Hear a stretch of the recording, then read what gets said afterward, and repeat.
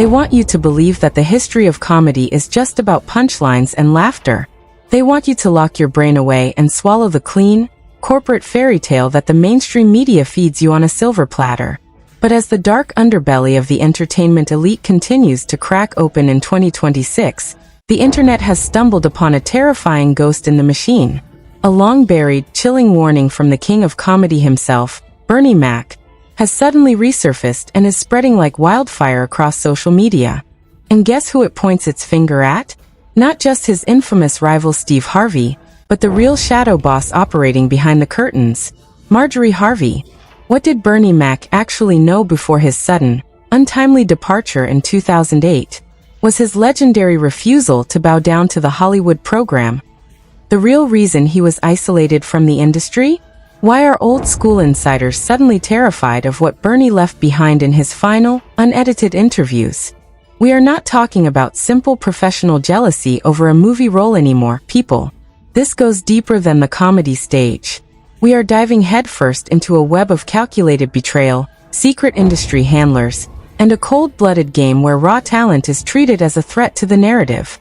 Grab your popcorn and hold on to your seats, because we are about to pull back the curtain on the final warning Hollywood spent nearly 2 decades trying to erase from existence. The Hollywood game is not just a business of jokes and lights. It is a highly calculated system where compliance is currency, and those who do not bend the knee are systematically erased from the ledger. When we look back at the glory days of the urban comedy explosion, one name stands out as the ultimate symbol of uncompromised truth. Bernie Mac was not just funny. He was a force of nature who refused to let handlers dictate how he walked, how he talked, or who he loved. He famously stayed with his high school sweetheart, Rhonda, proving that you could reach the mountaintop without trading your soul or your history for a corporate contract. But while Bernie was keeping it real, others were playing a completely different game behind closed doors. The industry has always favored the tap dancers over the truth tellers. If you look at the structure of the legendary Kings of Comedy tour, the cracks in the foundation were visible from the very beginning. Steve Harvey was positioned as the slick, suits-wearing host, the golden boy who secured the network sitcoms, the radio syndication, and the mainstream corporate checks. But anyone who actually sat in those arena seats knows the real hierarchy of that stage. Bernie Mac went out there and completely leveled the building every single night. He was tracking so much raw, organic audience love that it created a terrifying problem for the people who thought they controlled the comedy marketplace. This is where the toxic soup of professional jealousy begins to boil over into something much more sinister. The public narrative always tried to paint the friction between Bernie and Steve as a friendly, competitive rivalry between two giants. But Bernie shattered that illusion completely in his explosive 2003 interview with GQ magazine. He did not mince his words, and he did not speak in riddles. He flat out accused Steve of being an egomaniac who could not handle anyone else occupying the spotlight. Bernie exposed the fact that Steve's team actively tried to sabotage his career by calling Hollywood directors, specifically Steven Soderbergh, to steal his career-defining role in Ocean's 11. Imagine reaching a point of success where you are making millions of dollars, yet you are still so consumed by envy that you try to take food off the plate of the man sharing the stage with you. Bernie called it a cold game, and he was completely right. He told the world that he saw the big picture, and refused to sling mud like a rapper because he knew he had total control over his own destiny. But what the public missed in that classic interview was the subtle, chilling subtext. Bernie was not just warning us about Steve. He was dropping clues about a massive shift in Steve's personal life and circle that completely altered how Steve operated in the industry. Right around the peak of this intense behind-the-scenes warfare, a very specific individual re-entered the frame to claim her prize. Marjorie Elaine Ridge Woods was not just a regular woman from the neighborhood. She was a woman whose name carried immense weight in completely different, highly dangerous circles. Steve likes to peddle a heavily romanticized, highly manufactured fairy tale about how he saw Marjorie in a Memphis comedy club in 1990, and instantly declared he would marry her. But the real timeline tells a story that is far less romantic and far more calculated. Back in 1990, Steve Harvey was not the wealthy media mogul he is today. He was a struggling stand-up comedian who was literally sleeping in his car and surviving on pennies. And if there is one thing the public records show about Marjorie, it is that she has never had any interest in struggling. She quickly ghosted the broke comedian and went on to align herself with massive, multi-million-dollar drug operations. She married not one, but two notorious kingpins who eventually ended up serving life sentences in federal penitentiaries. The federal authorities were monitoring her movements for years, tracking the extreme luxury, the exotic cars, and the unexplained wealth that followed her everywhere. But by the year 2005, the landscape had completely changed. Steve Harvey was no longer sleeping in his vehicle. He was a bona fide superstar with massive television residuals, movie roles, and millions of dollars sitting in his bank accounts. Suddenly, out of nowhere, Marjorie magically reappeared in his life like a ghost from the past. She did not want the struggling artist, but she was more than ready to claim the finished product. Within a matter of months, she completely decentralized Steve's existing life, convinced him to cut ties with his past, and established herself as the ultimate gatekeeper of his entire empire. According to old-school industry insiders who were backstage during those volatile years, Marjorie's arrival was the exact moment the Cold War against Bernie Mac turned ice cold. Marjorie did not just sit back and enjoy the luxury. She allegedly became the whispering voice in Steve's ear, fueling his deepest insecurities and constantly reminding him that he deserved to be the undisputed face of Black Hollywood. She viewed Bernie's effortless genius and unbothered attitude as a direct existential threat to the long-term financial security of the Harvey brand. This aligns perfectly with the explosive industry truths that Cat Williams bravely laid bare during his legendary appearance on Club Shay Shay.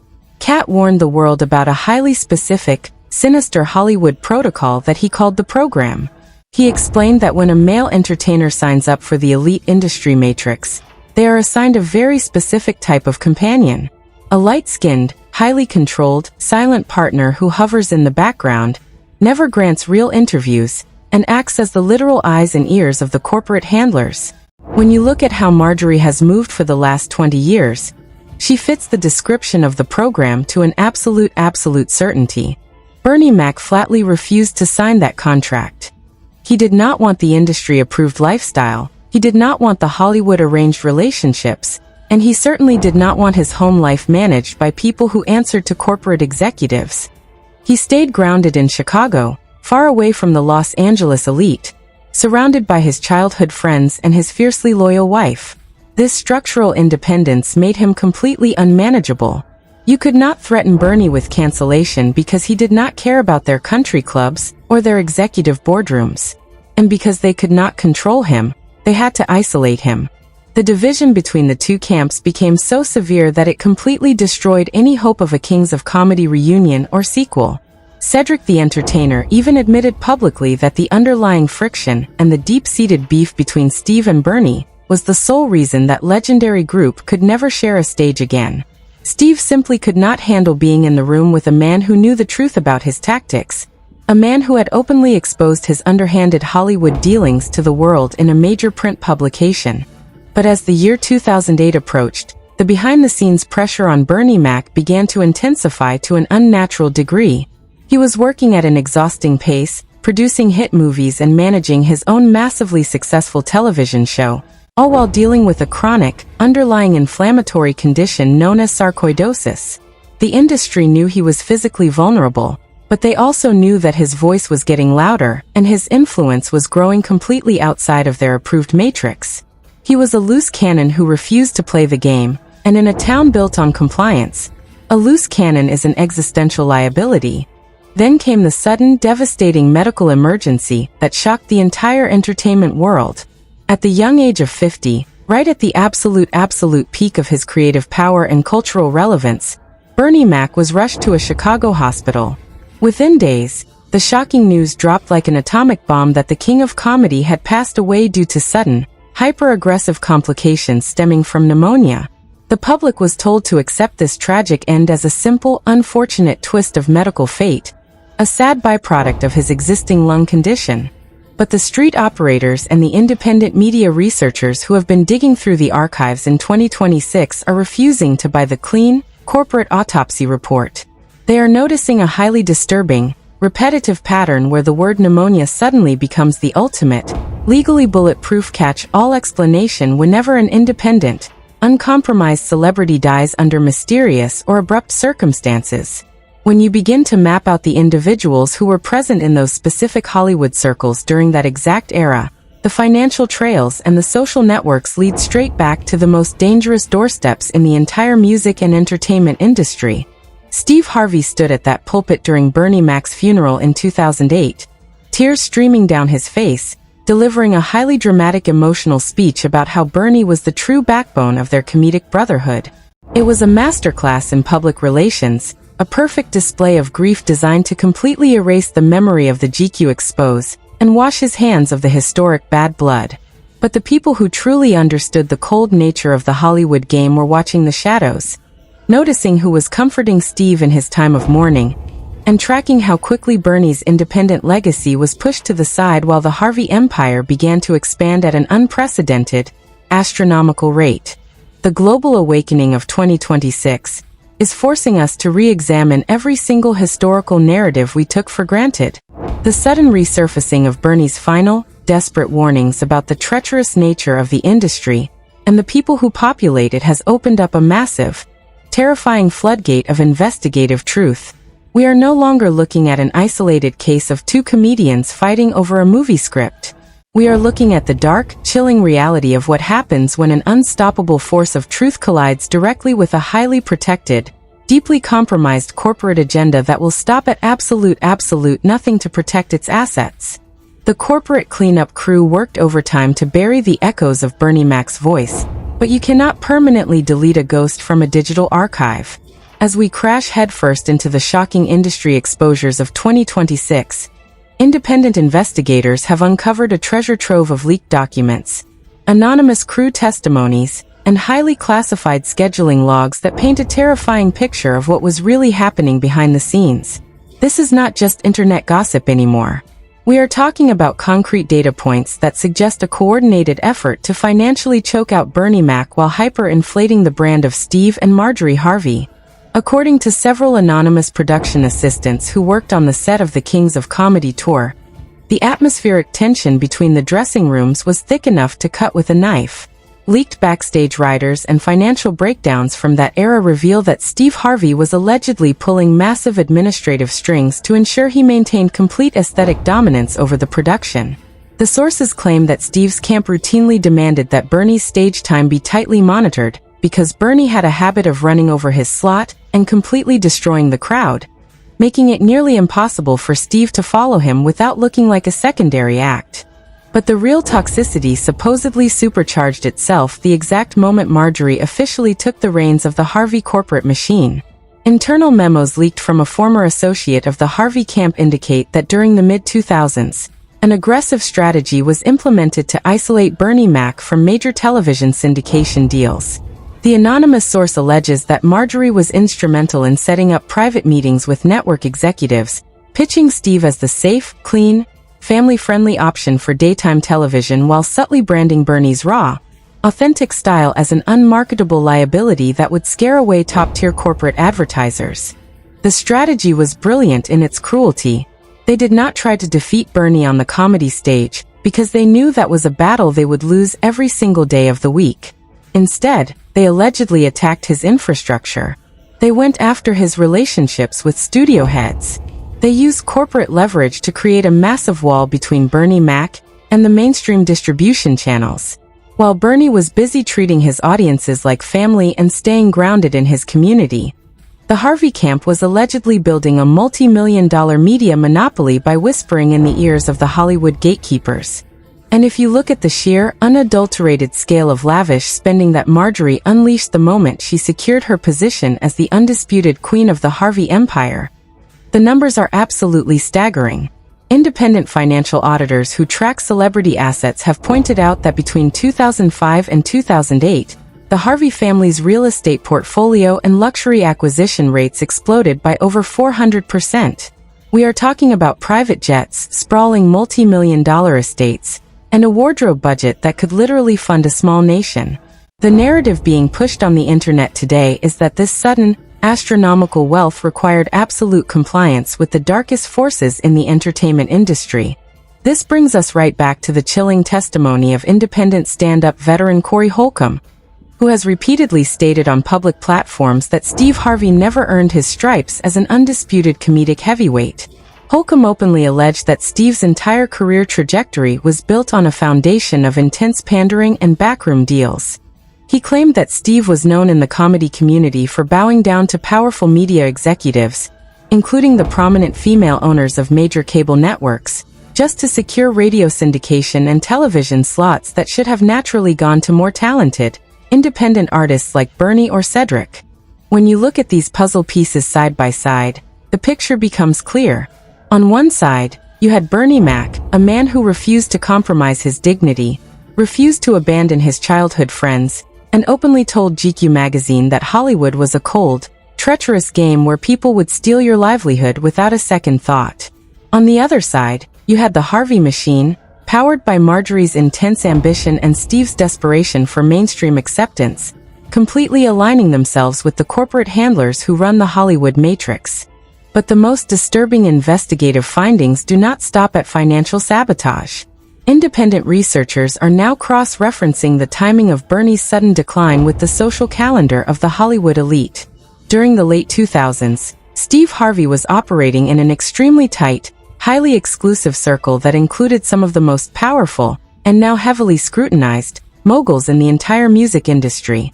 The internet is currently losing its collective mind over the fact that Steve's stepdaughter, Marjorie Harvey, was later positioned in highly publicized, strategically curated relationships with these exact same high-level figures. Why would a family go to such extreme lengths to keep themselves integrated with the absolute highest tiers of the industry elite? The viral theory currently dominating social media suggests that these relationships were not random coincidences at all. They were allegedly part of a long-term protection pact. When you play ball with the shadow bosses of Hollywood, you are granted infinite wealth, daytime television dominance, and absolute immunity from public scandals. But that immunity comes with a very heavy price tag. You have to actively participate in the silencing of anyone who threatens to expose the true nature of the system. An imaginary, anonymous source claiming to be a former security guard for the Kings of Comedy tour recently dropped a massive bombshell on an independent podcast. The source claimed that during a closed-door argument backstage in 2004, Bernie Mac looked Steve Harvey dead in the eye and told him that he knew exactly what kind of contracts he was signing. Bernie allegedly warned Steve that the people he was getting into bed with would eventually own him body and soul, and that no amount of money was worth trading away your history. The source claimed that Marjorie was present during this exchange, and looked at Bernie with a level of cold animosity that sent chills down everyone's spine. The public reaction to these resurfaced reports in 2026 has been nothing short of chaotic. Fans across the globe are flooding the comment sections of Steve's social media platforms, demanding answers about his historic treatment of Bernie Mac. The narrative that Steve was a loving, supportive brother who wept at Bernie's funeral is being completely dismantled by a generation of viewers who are trained to look past the theatrical tears of Hollywood performers. People are beginning to realize that the most dangerous enemy is not the one who attacks you openly, but the one who pretends to be your friend while secretly plotting your professional demise. The digital footprint left behind by Bernie Mac is acting as a massive wake-up call for the entire culture. His words from 2003 are being analyzed like ancient prophecies. When he said that nobody had control over him because he saw the big picture, he was telling the world that he was fully aware of the traps being set for him. He knew that the industry wanted to convert his raw, unfiltered black excellence into a controlled, corporate-approved caricature, and he chose to walk away from Hollywood entirely rather than allow them to manipulate his legacy. But walking away from the Matrix does not mean the Matrix stops watching you. In fact, history shows that the system becomes incredibly aggressive when an asset of Bernie's magnitude decides to become fully independent. You cannot have a legend of that caliber walking around telling the absolute truth about the backstabbing nature of the corporate elite. It creates a dangerous precedent. It shows other artists that they do not need to sign the predatory contracts, they do not need to take the industry-assigned wives, and they do not need to kiss the rings of the media executives to achieve immortality. As we look deeper into the administrative records surrounding Bernie's final months, the levels of professional isolation he faced were unprecedented. Major studios suddenly started dragging their feet on development deals that had already been greenlit. Executive producers who had been begging to work with him for years suddenly stopped returning phone calls. It was a silent, bloodless corporate execution designed to make Bernie feel completely helpless and force him back into compliance. But they vastly underestimated the spirit of the man from Chicago. Bernie Mac did not break. He did not issue a public apology to Steve Harvey, he did not recant his statements to GQ magazine, and he did not crawl back to the Hollywood boardrooms to beg for their mercy. He stayed on his block, he kept his circle tight, and he continued to rely entirely on his God-given talent and the unshakable love of his audience. And it is that exact, unyielding defiance that brings us to the final, darkest chapter of this entire saga, where the financial warfare stopped being about bank accounts and movies, and turned into a literal matter of life and death. The sudden silencing of Bernie Mac in 2008 left a massive void in the culture, but the real fallout from his final warnings is only hitting the fan right now in 2026. What started as a whisper campaign on independent blogs has officially exploded into a full-blown mainstream crisis for the Harvey dynasty. Legal experts, independent corporate researchers, and cultural analysts are pointing out that the narrative surrounding the legendary feud is rapidly moving out of the court of public opinion and straight into the sights of high-level regulatory investigations and potential financial ruin. Behind the scenes in Hollywood, the atmosphere has completely shifted from arrogance to sheer panic. Reliable insider leaks suggest that several major television networks and syndication companies are quietly conducting emergency risk assessment probes into their multi-million-dollar long-term contracts with Steve Harvey. The corporate executives who once viewed Steve as a bulletproof asset for daytime television are suddenly terrified of the massive public backlash. Sources indicate that internal board meetings have been held to discuss hypothetical resignation strategies and emergency exit clauses, fearing that the resurfaced truth about the systematic sabotage of independent artists could tank their advertising revenues overnight. The financial walls are closing in on the Harvey empire at an alarming rate. Forensic accounting investigators who specialize in celebrity wealth structures have recently flagged an incredibly complex network of offshore holding companies, shell corporations, and blind trusts linked directly to Marjorie Harvey's extensive asset portfolio. Independent reports suggest that regulatory bodies are preparing to launch full-scale audits into these accounts to determine if the astronomical wealth acquired during the late 2000s was fully transparent, or if it was tied to the high-level industry protection rackets that are currently being dismantled by federal authorities. As these financial probes intensify, the hypothetical scenario of a complete collapse of daytime media empires is becoming an inevitable reality. Activist groups and independent consumer watchdogs are organizing massive online campaigns to pressure top-tier corporate sponsors to pull their funding from major talk shows and radio networks. The public is openly stating that they will no longer financially support media figures who allegedly built their success by selling out their peers, kissing corporate rings, and participating in the systemic erasure of uncompromised legends like Bernie Mac. The cultural consequences of this awakening are completely reshaping how the history of Black entertainment is viewed by the new generation. For nearly 2 decades, the public was forced to accept the sanitized, corporate-approved version of events where Steve Harvey was the ultimate success story and Bernie Mac was simply a tragic medical casualty. But the digital generation is completely rejecting that narrative. They are looking at the stark contrast between Bernie's unbroken loyalty to his high school sweetheart, Rhonda, and Steve's chaotic, highly scrutinized marital history that conveniently aligned with his rise in the Hollywood matrix. This brings us to the absolute core of the tension that is currently gripping the entertainment industry. The widespread scrutiny of the infamous Hollywood program has made it impossible for the elite to hide behind public relations campaigns and emotional television specials. When the public looks at Marjorie Harvey today, they no longer just see a fashion influencer sitting front row at European runway shows. They see a highly strategic, intensely calculating figure who allegedly operated as the ultimate velvet glove over Steve's iron fist, guiding his career choices, managing his social circles, and ensuring that any competitive threat to their financial dominance was completely neutralized. The legal jeopardy surrounding these high-profile industry circles is escalating by the day. Federal prosecutors who are currently tearing through the dark secrets of the music and entertainment industry's most notorious moguls are reportedly expanding their scope to look at the historical connections between daytime media giants and compromised medical professionals. The internet is flooded with demands for a comprehensive, independent judicial review of every sudden celebrity death attributed to pneumonia during that specific era, with independent legal analysts stating that if any concrete evidence of foul play or medical manipulation is uncovered, the resulting indictments will completely decapitate the existing Hollywood hierarchy.